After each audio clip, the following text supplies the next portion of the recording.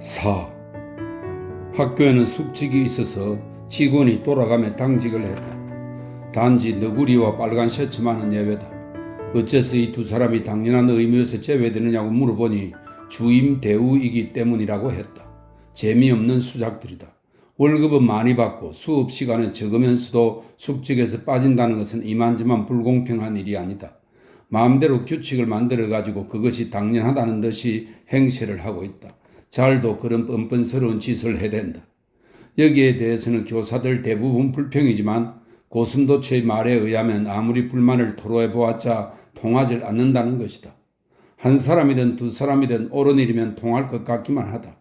고슴도치는 might is right라는 영어를 끌어대어 비유를 했다. 무슨 뜻인지 알 수가 없어서 되물어보았더니 강자의 권리라는 뜻이라고 했다. 강자의 권리점이라면 옛날부터 알고 있다. 이제 새삼스럽게 고슴도치에게 해석을 듣지 않아도 좋다. 강자의 권리와 숙직은 별개의 문제다. 너구리와 빨간 셔츠가 강자라니 누가 고지 듣겠느냐 말이다. 토론은 토론이고 이 숙직이 내 차례로 돌아왔다. 나는 원체 좀 괴팍스러워서 내 이부자리에서 편하게 자지 않으면 잠을 잘 이루지 못한다. 어렸을 때도 친구네 집에서 잔 일이 거의 없었다. 친구네 집에서 자는 것도 싫으니 학교 숙직은 더더욱 싫었다. 싫기는 하지만 이것도 40엔 월급에 포함되는 것이니 할 수가 없다. 참고 해내는 수밖에. 선생과 학생들이 다들 돌아간 뒤에 혼자서 멍하게 있는 것은 맥이 없었다. 숙직실은 교실 뒤편에 있는 기숙사 서쪽 끝에 붙은 방이었다. 잠깐 들어가 봤지만 햇볕이 정면으로 들어와 숨이 막힐 지경이다. 시골이라 가을이 되어도 끈덕지게 더웠다. 학생이 가지고 온 저녁을 먹었는데 맛이 너무나 없어서 놀랐다. 그런 음식을 먹고도 용케도 그만큼 날뛰는구나. 저런 저녁을 4시 반에 먹어버리니 이튿날까지 참는 게 대단했다. 밥은 먹었지만 아직 날이 저물지 않았으므로 잘 수는 없었다. 잠깐 온천을 갔다 오고 싶어졌다. 숙직을 하면서 밖으로 나가는 것이 좋은 일인지 나쁜 일인지 알 수 없지만 이렇게 감옥에 있는 것처럼 갇혀 있는 것은 참을 수가 없었다. 처음 학교에 왔을 때 당직하는 선생이 잠깐 볼 일이 있어서 나갔다고 하던 사환의 대답을 이상하게 생각했지만 막상 내가 당직을 하고 보니 비로소 그 까닭을 알겠다. 나가는 것이 당연하다. 나는 사환에게 잠깐 나갔다 오겠다고 말했다. 무슨 볼 일이 있으십니까? 볼 일이 아니라 온천을 가리고 그러네. 이렇게 대답을 하고는 그대로 학교를 나와버렸다. 빨간 수건을 하숙집에 두고 온 것이 유감이나 오늘은 탕에서 빌리기로 하자. 탕에 들어가서 천하태평으로 마음을 턱 놓고 나왔다 들어갔다 하며 있노라니까 해가 기울기에 기차를 타고 고마치 정거장까지 와서 내렸다. 학교까지는 여기서 한 4대마장 약 1.6에서 2km 될까? 아무 일 없으려니 하고 걷고 있는데 맞은편에서 너구리가 오고 있었다. 너구리는 이제부터 이 기차를 타고 온천을 가리는 것일 게다. 빠른 걸음으로 달려오다가 옆을 스치면서 나의 얼굴을 보았으므로 나는 어정쩡하게 인사를 했다. 그러자 너구리는 오늘 숙직이 아니었던가요? 하고 점잖게 묻는 것이었다. 아니었던가요고 뭐고가 아니다. 2시간 전에 내게 오늘 밤은 처음으로 숙직이군요. 수고하시겠습니다. 하고 인사를 하지 않았는가? 교장식이나 된다고 너무 비꼬아 말을 하는구나 싶어서 나는 배알이 틀렸다. 네, 숙직입니다. 숙직이기 때문에 이제부터 돌아가서 자겠습니다. 하며 한마디 내던지고 그대로 걸음을 옮겼다. 다테마치 사거리까지 왔을 때 이번에는 고슴도치를 만나게 되었다. 정말 좁은 고장이다. 나와서 걷기만 하면 반드시 누군가를 만나게 된다. 아니, 자네 숙직이 아닌가? 네, 숙직입니다. 숙직이 마음대로 나와서 걸어 다니다니 말이 되나? 말이 안 될 건 조금도 없습니다. 나와서 다니지 않는 것이 오히려 이상하지요? 자네의 무감각에는 정말 해볼 도리가 없네. 교장을 만나면 시끄럽게 될 것일세? 교장 선생님은 지금 막 만났는데 더울 때는 숙직도 괴로울 것이라고 하면서 저희 산책을 칭찬하던걸요? 나는 더 말을 하고 싶지가 않아 학교로 돌아왔다. 이윽고 해는 저물었다. 해가 저문 뒤 사환을 숙직실로 불러서 2시간쯤 이 이야기 저 이야기 했지만 그것도 실정이 났다. 잠은 오지 않지만 자리에 들려고 잠옷으로 갈아입고 모기장을 치고 붉은 담요를 헤치고 들어가 벌러덩 누웠다. 내가 잘 때 벌러덩 눕는 것은 어렸을 때부터의 버릇이다. 오가와 마치의 하숙에 있을 때 2층 아래에 있던 법률사무소의 서생이 나쁜 버릇이라고 안 좋은 소리를 한 적이 있었다. 법률사무소의 서생 같은 작자들은 입만 살아가지고 떼지도 않을 소리를 길게 늘어놓는다. 나는 잘 때 탕탕 소리가 나는 것은 엉덩이 탓이 아니다. 하숙집이 다 허물어져 가기 때문이다. 따지려면 하숙집 주인에게 따지라 하고 쏘아붙였다. 이 숙직실은 2층이 아니므로 아무리 쾅쾅거려도 문제가 없다. 될 수 있는 한 이리저리 뒹굴지 않으면 잠을 잘 것 같지가 않다. 아, 기분 좋다 하면서 다리를 쭉 뻗으니까 무엇인가 두 다리에 뛰어오른다. 끄끌끄끌한 것으로 보아 벼룩 같지는 않으므로 이게 뭘까? 하고 놀라서 다리를 두세 번 담요 속에서 흔들어 보았다. 그러자 끄끌끄끌하고 스물스물 기어오르는 것이 점점 늘어서 종아리에 대여섯 군데, 넓적다리에 두세 군데, 엉덩이 밑에서 눌려 터지는 것이 하나, 배꼽까지 뛰어오른 것이 하나. 이제는 정말 놀라고 말았다. 벌떡 일어나 담요를 확 뒤집으니 이불 속에서 메뚜기가 5, 60마리 정도 뛰어나왔다. 정체를 몰랐을 때는 약간 기분이 좋지 않은 정도더니 메뚜기인 것을 알고 보니 갑자기 우라통이 터졌다. 메뚜기 따위가 사람을 놀라게 하다니 가만두나 봐라 하고 베개를 들어 두세 번 두들겼으나 상대가 너무 작아서 힘차게 두들기는 보람이 없었다. 할 수가 없이 또다시 이불 위에 올라앉아 대청소할 때 돗자리를 둘둘 말아서 두들기듯이 주위를 무작정 두들겨 댔다. 메뚜기가 놀란 나머지 베개로 치는 기세로 타고 마구 뛰어 올랐으므로 내 어깨며 머리로 심지어는 콧잔등에까지 달라붙기도 하고 서로 부딪히기도 한다. 얼굴에 붙은 것은 베개로 칠 수 없으므로 손으로 잡아서 힘껏 내동댕이 쳤다. 그런데 화딱지나게도 아무리 힘을 주어도 부딪히는 데가 모기장이므로 흘렁흘렁 움직일 뿐이고 아무 소용이 없는 것이다. 메뚜기는 내동댕이 쳐진 채 그대로 모기장에 달라붙어 있다. 죽지도 않고 아무렇지도 않다. 그럭저럭 한 30분 걸려서 메뚜기는 퇴치했다. 빗자루를 들고 와서 메뚜기를 쓸어냈다. 사환이 와서 웬일이냐고 묻기에 웬일이고 뭐고 이불 속에 메뚜기를 키우는 녀석이 어디 있어? 하고 호통을 쳤더니 저는 모릅니다 하고 변명을 했다. 모른다고 하면 그만이냐고 빗자루를 내던지자 사환은 조심스럽게 빗자루를 집어들고 돌아가 버렸다. 나는 즉시 기숙생 세 놈을 대표로 끌어냈다. 그러니까 6명이 몰려왔다. 6명이건 10명이건 때를 지어 와 보라지. 내가 눈이나 깜짝할 줄 아느냐?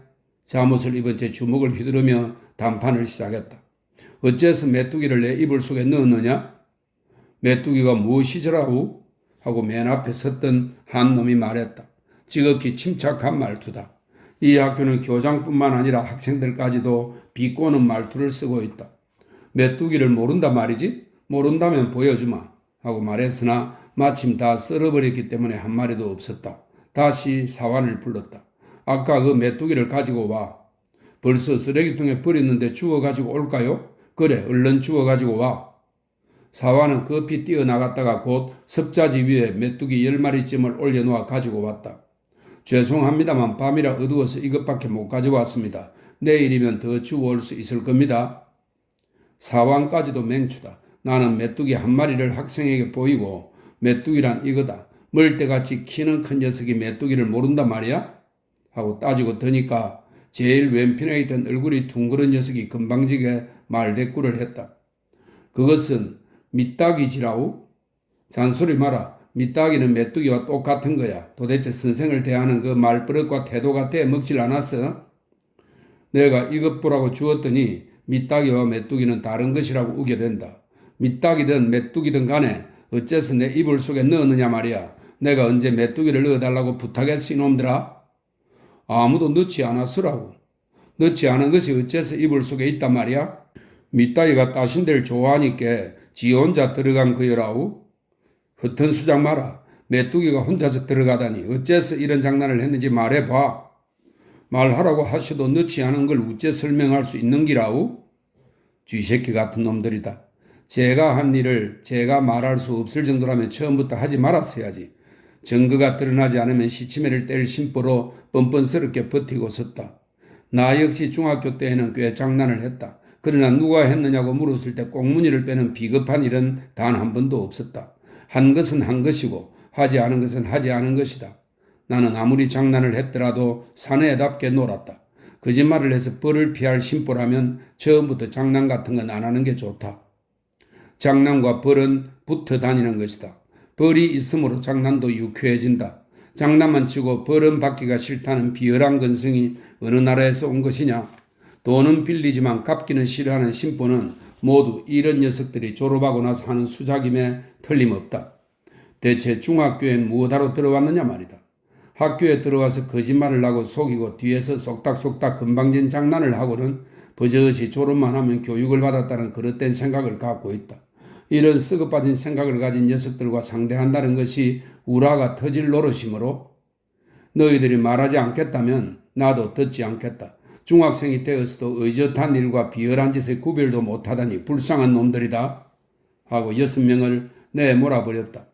나는 말이나 모양새가 그렇게 점잖은 편은 아니지만 마음만은 이들보다 훨씬 고상하다. 6놈은 유유히 물러갔다. 그 칠에 많은 교사인 나보다 훨씬 훌륭해 보인다.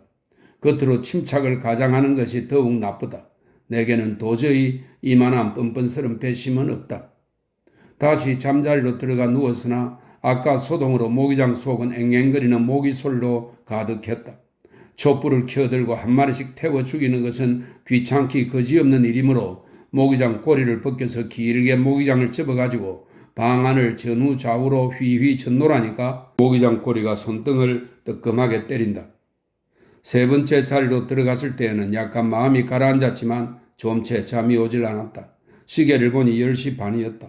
생각해보면 되지도 않는 곳에 온 것이다. 어딜 가든 이런 녀석들을 상대해야 한다면 중학교 선생이란 사람은 정말 가엾은 존재다.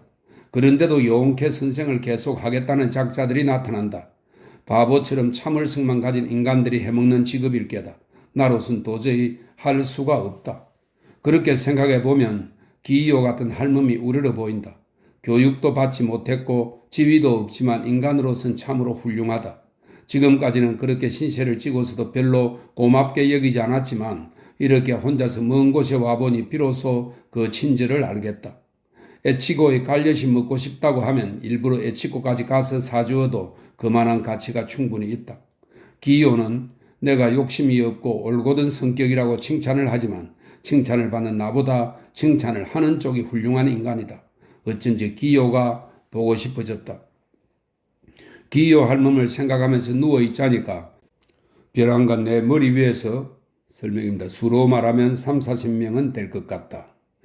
벼랑간 내 머리 위에서 2층이 주저앉을 만큼 큰 소리로 탕탕탕 박자를 맞춰 마룻바닥을 구르는 소리가 들렸다. 뒤 위에 엄청나게 큰 함성도 일어났다. 나는 무슨 일이 일어났나 하고 놀라서 벌떡 일어났다. 일어나는 순간 아하, 아까 일을 분풀이하려고 학생들이 소란을 떠는구나 하는 생각이 번뜩 들었다. 제가 저지른 나쁜 일을 뉘우치기 전에는 지은 죄가 사라지지 않는 것이다. 나쁜 일을 했다는 것은 너희들도 알고 있을 것이다. 순리대로 하자면 자고 나서 후회를 하고 내일 아침이라도 사죄를 하러 오는 것이 옳을 것이다. 설사 사죄까지는 않더라도 죄송스럽게 여겨서 조용히 자야 할 일이다. 그런데 이 소란이 뭐냐? 기숙사에 대지를 기르는 것도 아닌데 고약한 장난도 정도가 있지. 이게 무슨 꼴들이냐? 어떻게 하는가 보려고 잠옷을 입은 채 숙직실을 뛰어나와 계단을 2-3씩 한꺼번에 뛰어 2층까지 달려 올라갔다. 그러자 이상하게도 지금까지 머리 위에서 쿵쾅쿵쾅 하고 요란하게 나던 소리가 벼랑간 딱 그치며 사람 소리는 물론 아무 소리조차 나지 않았다. 이건 참 이상한 일이다. 등은 이미 꺼져 있으므로 캄캄해서 어디에 무엇이 있는가 확실히 알 수가 없지만 사람의 기척이 있고 없는 것은 눈치로 알 수가 있다. 길다랗게 동쪽에서 서쪽으로 뻗어있는 복도에는 쥐 한 마리 숨어있지 않다. 복도 끝쪽에서 살며시 스며드는 달빛은 유난히 밝았다. 아무래도 이상하다. 나는 어렸을 때부터 꿈을 잘 꾸었는데 꿈을 꾸다가 벌떡 일어나 알 수 없는 잠꼬대를 해서 사람들에게 웃음을 산 일이 한두 번이 아니다. 17살 무렵 다이아몬드를 주운 꿈을 꾸었을 때는 벌떡 자리에서 일어나 옆에 있는 형에게 그 다이아몬드는 어떻게 했느냐고 하며 덤벼든 적도 있다. 그때는 사흘 동안이나 집안의 웃음거리가 되어 고개를 들지 못하고 지냈다. 어쩌면 지금 일도 꿈인지 모른다. 그러나 확실히 소동을 뜬 것이 틀림이 없는데 하면서 복도 한가운데 서서 생각을 하고 있노라니까 달빛이 들어오고 있는 저편 끝쪽에서 하나 둘 셋 와 하고 3, 40명의 함성이 들리는가 하면 뒤이어서는 아까와 같이 박자를 맞추어서 여럿이 함께 2층 마룻바닥을 탕탕 두들겼다. 그것 봐라. 꿈이 아니다. 역시 사실이다. 조용히 해라. 한밤중이다. 하고 나도 지지 않을 만큼 큰 소리를 지르며 복도를 향해 달리기 시작했다. 내가 달리는 길은 어둡다. 단지 복도 끄트머리에서 보이는 달빛만이 목표였다. 뛰기 시작해서 두 칸쯤 갔을까 할 때 복도 한가운데서 단단하고 큰 것에 정강이가 부딪혔다. 아야 아파라 하고 생각하는 사이에 몸이 앞으로 푹 꼬꾸라졌다. 나쁜 놈들 일어나 봤지만 뛸 수가 없다. 마음은 바쁘지만 다리가 말을 듣지 않았다. 참을 수가 없어서 한쪽 다리로 뛰어갔더니 이미 말소리도 사람 소리도 그치고 조용해졌다. 아무리 인간이 비겁하기로서니 이토록 비겁하게 굴 수는 없다. 마치 돼지 같다. 이렇게 되면 숨어있는 녀석들을 끌어내서 사죄를 받아야겠다고 다짐하고 방 하나를 열어서 검사하려고 했지만 열리질 않았다. 좌물쇠로 잠갔는지 책상 같은 것을 쌓아두었는지 도통 열리질 않았다. 이번에는 맞은편에 있는 북쪽 방을 시험해 보았다. 안 열리는 것은 역시 마찬가지였다. 내가 문을 열고 안에 있는 녀석들을 붙잡아 내리고 초조해 할 때 또 동쪽 끝에서 함성과 발구르는 소리가 시작됐다. 이놈들이 서로 짜고서 동서에서 호응을 하며 나를 놀릴 작정이구나 하는 생각이 들었지만 그렇다고 해서 어찌할 도리가 없었다. 정직하게 고백을 하자면 나는 용기가 있는 대신 지혜가 부족했다. 이런 때에는 어떻게 해야 좋을지 도무지 생각이 나질 않는다. 그렇지만 결코 지을 일은 없다. 이대로 내버려 두어서는 내 체면이 말이 아니다. 서울놈은 기계가 없다는 평을 듣는 것은 원통하다. 숙직을 하다가 코올리게 녀석들에게 놀림을 받고도 손을 댈 수가 없어서 할 수 없이 울며 겨자먹기가 되었다고 해서야 내 일생의 치욕이다. 이래봬도 근본은 하타모토. 하타모토는 에도 시대에 대대로 무사를 낸 집안을 말합니다. 이래봬도 근본은 하타모토다. 하타모토의 시조는 세이와 겐지, 세이와 천황에게서 뻗어나와서 겐지 성을 받은 시족입니다. 세이와 겐지로서 다다의 만주는 해이한 시대의 장군입니다. 다다의 만주의 후예다. 이런 촌백성하고는 뿌리가 다르다. 다만 지혜가 없는 것이 원통할 뿐이다. 어떻게 해야 좋을지 모르는 것만이 유감천만이다. 그렇다고 질 줄 아는가? 정직한 탓으로 어떻게 해야 좋을지 모르는 것이다. 정직한 것은 끝내 이긴다. 오늘 밤 안에 이기지 못하면 내일 이긴다. 내일 이기지 못하면 모레 이긴다. 모레 이기지 못하면 하숙집에서 도시락을 갖다 먹으면서 이길 때까지 이곳에 있겠다.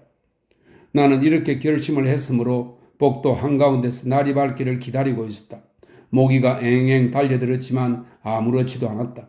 아까 부딪힌 정강이를 썰어보니 무엇인가 척척했다. 피가 나오는 것이겠지. 피 같은 건 마음대로 나와도 좋다. 그러는 동안에 아까부터 기를 쓴 피로가 겹쳐서 그대로 쿨쿨 잠이 들고 말았다. 무엇인가 떠들썩하여 눈을 떴을 때는 이런 큰 실수를 했구나 하고 벌떡 일어났다. 내가 앉아있는 곳의 오른편에 있는 문이 반쯤 열리고 학생들이 내 앞에 서 있었다. 나는 정신을 차리고 얼른 코앞에 있는 학생 녀석의 다리를 잡고 앞으로 힘껏 잡아당겼다.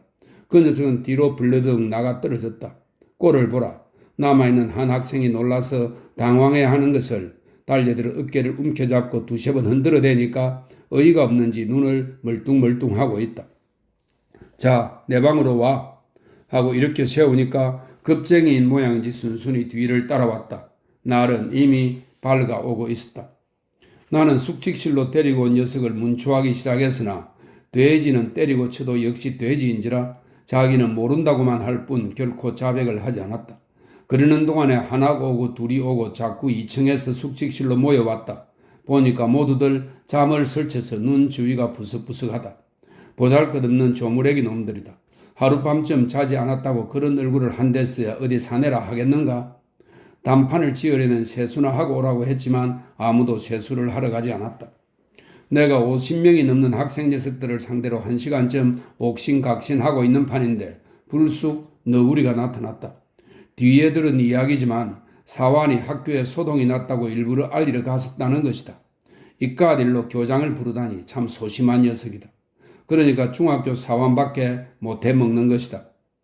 교장은 내 설명을 쭉 들었다. 학생들의 말도 잠시 들었다. 앞으로 내 처분이 있을 때까지는 그냥 학교에 나와라. 빨리 세수들 하고 아침밥을 먹지 않으면 늦을 테니 빨리들 해라. 하고 기숙생을 모두 놓아주었다. 싱거운 일이다. 나라면 즉석에서 기숙생을 모두 퇴학시키고 말 것이다. 이런 어수룩한 처사를 하니까 학생이 숙직교사를 우습게 여기는 것이다. 그런데 교장이 나에게 말했다. 선생도 어젯밤 일로 매우 피곤하겠습니다. 오늘은 수업을 쉬셔도 좋습니다. 아니요, 조금도 피곤하지 않습니다. 이런 일이 매일 밤 있어도 목숨이 붙어 있는 한 조금도 걱정할 게 없습니다. 수업은 하겠습니다. 하룻밤쯤 자지 않았다고 수업을 못한다면 받은 월급을 학교에 내놓겠습니다. 교장은 어떻게 생각했는지 한동안 내 얼굴을 바라보고 있더니 그런데 얼굴이 좀 부은 것 같습니다. 하고 주의를 주었다. 그러고 보니 어쩐지 얼굴이 좀 무거운 것 같고 피부가 건질건질하다. 모기가 제멋대로 피를 빨았으리라. 나는 얼굴 전체를 북북 긁으면서 얼굴은 좀 부었어도 입만은 멀쩡하니 수업하는 데는 지장이 없습니다. 하고 대답을 했다. 교장은 웃으면서 대단하십니다. 하고 칭찬을 했다. 사실대로 말하자면 칭찬을 한 것이 아니라 놀리는 것일 게다. 5. 낚시 안 가겠소? 어느 날 빨간 셔츠가 나에게 물었다. 빨간 셔츠는 낯이 간지러울 정도로 목소리가 가늘었다. 정말 남자인지 여자인지 알 수가 없다. 남자라면 남자다운 목소리를 내야지. 적어도 대학 졸업생이 아니냐. 물리학부에서도 나 같은 소리가 나오는데 문학사가 이랬어야 될 말인가? 글쎄요. 나는 내키지 않는 대답을 했더니 낚시를 해본 적이나 있습니까? 하고 신뢰되는 말을 묻는다. 별로 많지는 않지만 어렸을 때 고메의 낚시터에서 붕어 서너 마리를 낚은 일이 있고 그 뒤에는 카쿠라 작가의 비샤몬, 비샤몬은 사천왕의 하나로 북방을 지키는 수호신을 말합니다. 비샤몬 제삿날에 8치 약 25cm나 되는 잉어를 잡아당기다가 이제 됐구나 하는 순간에 텀벙 빠뜨리고 말았는데 이것은 지금 생각해도 분하다고 말했더니 빨간 셔츠는 턱을 앞으로 내밀며 호호호 하고 웃었다. 뭐 그렇게 얌전을 떨면서 웃지 않아도 좋을 텐데 말이다. 그렇다면 아직 낚시의 맛을 모르시겠습니다. 그려 생각이 있으시다면 좀 강습을 해드리죠. 하고 어지간히 뽐내는 것이었다. 누가 낚시 강습을 받는담? 도대체 낚시와 사냥을 하는 사람들은 모두가 인정머리 없는 인간들이다. 인정이 있고서야 살생을 하고 기뻐할 까닭이 없다. 물고기나 새나 죽음을 당하는 것보다 살아있는 것이 즐거울 것이 당연한 이치다. 낚시나 사냥을 하지 않고서는 생계를 꾸릴 수 없다면 모르지만 아무 부족함 없이 살고 있으면서 생물을 죽이지 않으면 잠이 안 온다는 따위는 사치스러운 이야기다. 이렇게 생각했지만 저쪽은 문학사라 말 많은 청산유수니까 이론으로는 당할 수 없으리라 생각하여 잠자코 있었다. 그랬더니 빨간 셔츠는 내가 그냥 항복한 줄 알고 곧 가르쳐 드리죠. 시간이 있으면 오늘이라도 함께 가면 어떻겠습니까? 요시가와 군과 단둘은 좀 쓸쓸하니까 오세요. 하고 추근추근 권하는 것이었다. 요시가와 군이라 하면 그 알랑슈의 미술 선생을 말하는 것인데 무슨 생각에서인지 몰라도 빨간 셔츠의 집을 아침 저녁으로 출입하며 어디든지 따라다닌다. 마치 동료가 아니고 신하와 주인 같았다. 빨간 셔츠가 가는 곳이면 반드시 알랑슈가 따라가게 마련인지라 이제 새삼스럽게 놀라지는 않지만 두 사람이 가면 될 것을 어쩌자고 나같이 무뚝뚝한 사람을 끌어들이는지 모르겠다. 아마도 오만한 낚시광이라 자기가 낚은 것을 내게 보이고 자랑을 하려는 심보로 권유하는 것일 게다.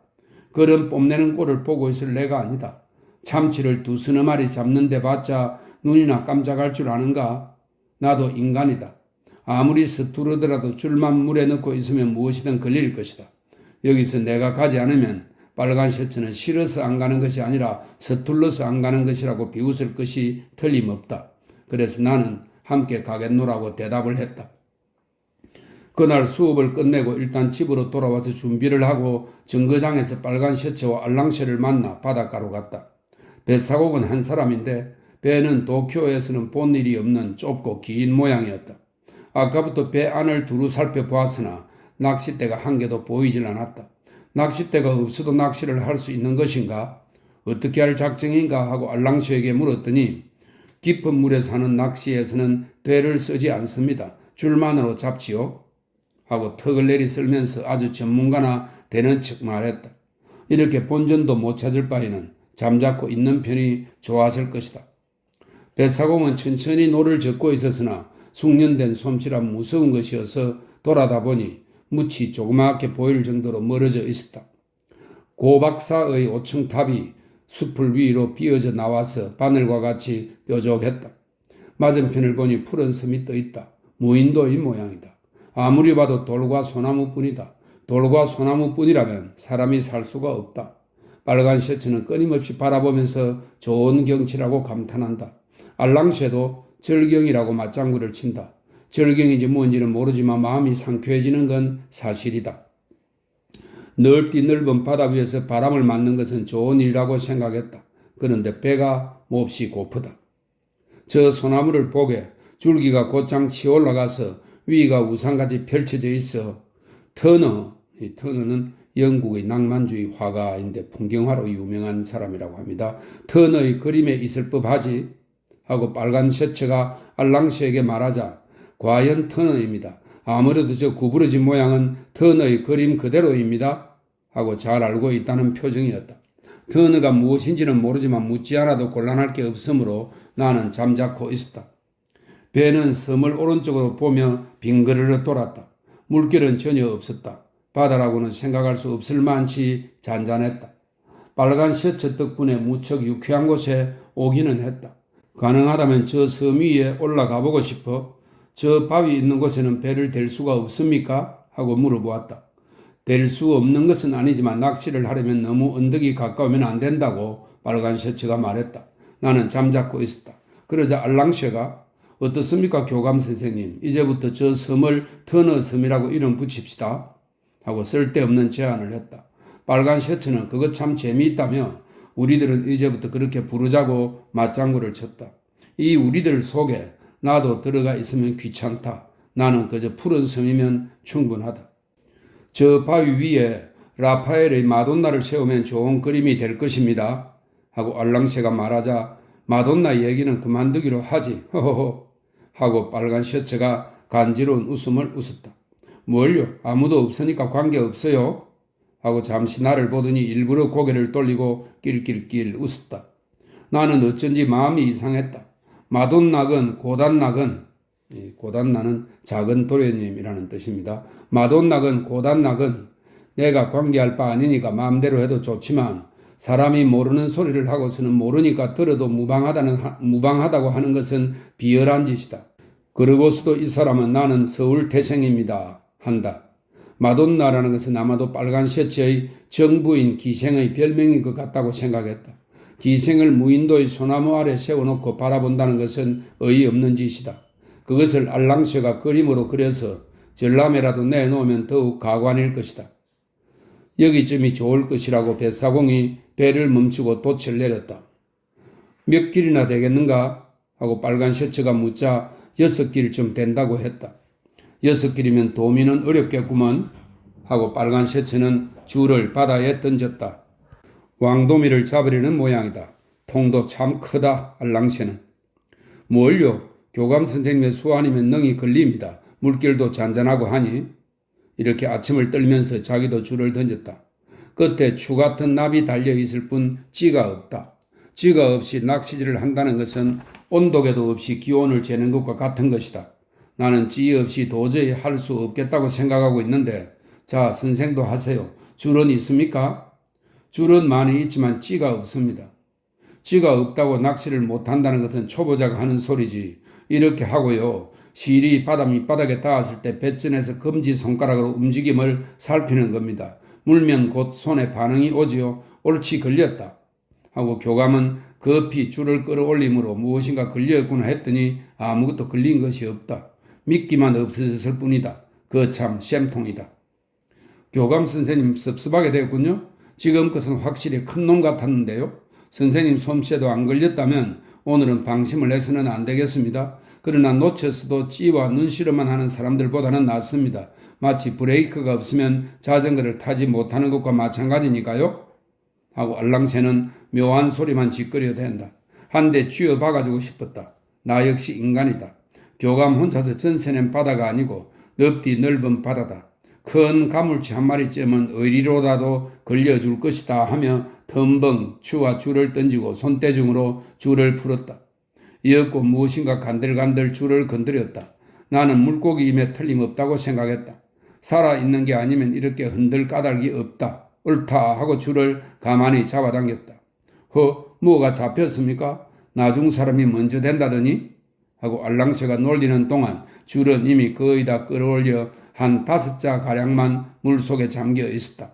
뱃전에서 바라다 보니 얼룩무늬가 있는 금붕어 같은 고기가 실에 달려서 좌우로 펄떡이며 올라오고 있었다. 이거 참 재미있다. 물고기가 물 밖으로 나올 때 벌쩍 뛰었기 때문에 내 얼굴에 바닷물을 한바탕 뒤집었었다. 겨우 붙잡아서 바늘을 빼내려고 했으나 좀처럼 빠지지 않는다. 붙잡은 손이 미끈미끈하다. 기분이 언짢았다. 귀찮은 생각이 들어서 줄을 흔들며 배때기를 내리쳤더니 곧 죽어버렸다. 빨간 셔츠와 알랑새는 놀라서 보고 있다. 나는 바닷물에 손을 텀벙텀벙 씻고는 코에다 대보았다. 아직도 비린내가 났다. 이제는 실증이 난다. 무엇이 잡히든 생선은 손에 쥐고 싶지가 않다. 고기도 잡히고 싶지 않을 것이다. 그대로 줄을 감아버리고 말았다. 마수거리는 잘 하셨는데 걸린 놈이 하필 고르키로군요. 고르키는 놀래기처럼 생긴 물고기입니다. 고르키군요. 하고 알랑새가 또 금방진 소리를 하자 빨간 셔츠가 아는 체를 한다. 고르키라고 하면 러시아의 작가와 비슷한 이름이구먼. 그렇습니다. 러시아 작가로군요. 하고 알랑새는 곧 맞장구를 치는 것이다. 고리키는 러시아 작가이고 마루가는 시바초에 있는 사진사 이름이고 쌀이 되는 벼가 생명의 어머니겠지? 이 빨간 셔츠는 나쁜 버릇이 있다. 누구를 붙들면 코쟁이들이 버터 냄새나는 이름을 널어놓으려고 한다. 사람에게는 제각기 전문 분야가 있는 것이다. 나와 같은 수학 선생에게 고리키니 샤리키니 해봐야 알 수가 있느냐 말이다. 이 샤리키는 인력거입니다. 좀 말을 가리는 게 좋겠다. 말하자면 플랭클린의 자서전이라든가 푸싱 투 더 프론트, 이것은 당시 일본 교과서에 실려있던 입신 출세 이야기입니다. 푸싱 투 더 프론트라든가 나도 알만한 이름을 대는 게 좋다. 빨간 셔츠는 가끔 제국문학이라나 하는 새빨간 표지로 된 잡지를 학교로 가지고 와서 자랑 삼아 읽는다. 고슴도치에게 물어보니 빨간 셔츠의 외국인 이름은 모두 그 잡지에서 나온다는 것이다. 이러니 제국문학이라는 잡지도 문제다. 그 후부터 빨간 셔츠와 알랑새는 열심히 낚아서 약 1시간 동안 두 사람은 15마리를 잡은 모양이다. 우습게도 잡히는 것이라 모두 고르키뿐이었다. 도미 같은 것은 약에 쓰려고 해도 없었다. 오늘은 러시아 문학이 판을 친다고 빨간 셔츠가 알랑새에게 말했다. 선생님의 수완으로 고르키를 잡으니 나 같은 것이 고르키만 낚는 것은 당연한 일이지요. 하고 알랑새가 대답하고 있다. 뱃사공에게 물어보니 이 조그만 물고기는 뼈가 많고 맛이 없어 잘 먹지 않는다고 했다. 그냥 비료로 쓴다는 것이다. 빨간 셔츠와 알랑새는 열심히 비료를 낚고 있다. 딱한 노릇이다. 나는 한 마리로 실증이 나서 배바닥에 누운 채 하늘을 쳐다보고 있었다. 낚시를 하는 사람보다 이 편이 도리어 호사스럽다. 그러자 두 사람은 나지막한 소리로 무엇인가 이야기를 시작했다. 내게는 잘 들리지 않거니와 듣고 싶지도 않았다. 나는 하늘을 쳐다보며 기호를 생각하고 있다. 돈이 있어 기호를 때리고 이런 깨끗한 곳으로 놀러오면 얼마나 유쾌할 것인가. 아무리 경치가 좋아도 알랑새 따위와 함께라면 싫다. 기호는 주름 투성이 쭈그렁 할멈이지만 어떤 곳을 데리고 가더라도 부끄러운 마음이 없다. 알랑새 같은 자는 마차를 타건 배를 타건 료온가쿠, 이 료온가쿠는 도쿄 아사쿠사 공원에 있는 팔각탑입니다. 료온가쿠에 올라가는 가래는 도저히 가까이 할 수가 없는 자다. 내가 교감이고 빨간 셔츠가 나였다면 역시 내게 달라붙어 아부를 떨고 빨간 셔츠를 놀렸을 것이 분명하다. 서울 태생은 경박하다고 시골 사람들은 말하지만 사실 이런 작자는 나는 서울 양반입네 하고 나발을 불면서 시골을 돌아다니니 그렇게 생각하는 것이다. 이런 생각을 하고 있는데 웬일인지 두 사람은 킬킬킬 웃음을 터뜨렸다. 웃음소리 사이로 무엇인가 이야기를 하지만 동강동강 끊어진 말이라 알아들을 수가 없었다. 네, 어쩐지. 그렇고 말고요. 모르니까 죄가 되지요. 설마 메뚜기를. 사실이에요. 나는 다른 말에는 귀를 안 기울였지만 메뚜기라는 알랑새의 말을 들었을 때는 가슴이 울컥했다. 알랑새는 무엇 때문인지 메뚜기란 말에는 일부러 힘을 들여 내가 잘 듣도록 하고 그 뒤는 일부러 흐렸다. 나는 움직이지 않고 듣고 있었다. 바로 그 후타가 그런지도 모르지. 튀김 하하하. 선동해서 경단도. 이야기는 이와 같이 동강난 말이지만 메뚜기라든가 튀김국수라든가 경단이라는 말로 추측해보면 아무튼 내 일에 대해 수군대는 이야기임에는 틀림없다. 이야기를 하려면 좀 더 큰 소리로 하는 것이 좋다. 또 비밀 이야기 같으면 나 같은 것을 데리고 오지 말았어야지. 할 수 없는 사람들이다. 메뚜기든 오뚜기든 잘못은 내게 있는 것이 아니다. 교장이 우선 맞겠다고 말했으므로 너구리의 얼굴을 봐서 지금은 참고 있다. 알랑새가 쓸데없는 참견을 한다. 붓이나 씻으면서 잠자코 있는 게 좋다. 내일은 조만간 나 혼자서 처리해 보일 테니까 상관이 없지만 또 저 후타가 어쩌구라든가 선동했어라는 말은 마음에 걸린다. 후타가 나를 선동해서 소동을 크게 했다는 의미인지 혹은 후타가 학생을 선동해서 나를 못 견디게 한다는 말인지 갈피를 잡을 수가 없었다. 푸른 하늘을 보고 있자니 햇빛이 점점 약해져서 약간 서늘한 바람이 불었다. 모기향 연기 같은 구름이 맑게 트인 하늘 아래를 조용히 흘러가는 걸 보고 있으니 어느 사이에 어디론지 흘러가 버리고 어둑어둑해졌다. 이제 가볼까? 하고 빨간 셔츠가 생각이 난 듯 말하자. 네, 꼭 알맞은 시간입니다. 오늘 밤은 마돈나를 만나러 가시는 겁니까? 하고 알랑새가 말했다. 빨간 셔츠는 쓸데없는 소리 말게 잘못되면 하고 배전에 의지했던 몸을 조금 이렇게 자세를 고치 않는다. 헤헤헤 염려 없어요. 들어도 하고 알랑새가 돌아섰을 때 나는 부럽던 눈으로 알랑새를 쏘아보았다.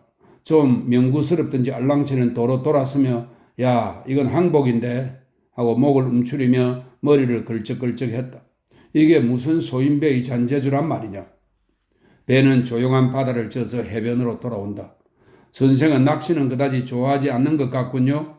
하고 빨간 셔츠가 묻기에 네, 누워서 하늘을 바라보는 것이 더 좋습니다. 이렇게 대답을 하고는 피고 있던 담배를 바다로 던져버리니까 칙 하는 소리를 내며 노 밑에서 흩어지는 물결이 삼켜버렸다. 선생이 와서 학생들도 크게 기뻐하고 있으니 더욱 힘써주세요. 하고 이번에는 낚시와는 관계도 없는 말을 꺼냈다. 그다지 좋아하지는 않는 것 같습니다. 아니 인사치레로 하는 말이 아니에요. 정말 기뻐하고 있어요. 그렇지 요시가와군. 기뻐하는 정도가 아닙니다. 아주 야단입니다. 하고 알랑새는 빙글빙글 웃었다. 이자가 하는 말은 모두 우라가 터지게 하니 묘하다. 그렇지만 선생 주의하지 않으면 위험천만이에요. 하고 빨간 셔츠가 말하므로 어차피 각오하고 있습니다. 라고 대답해 주었다.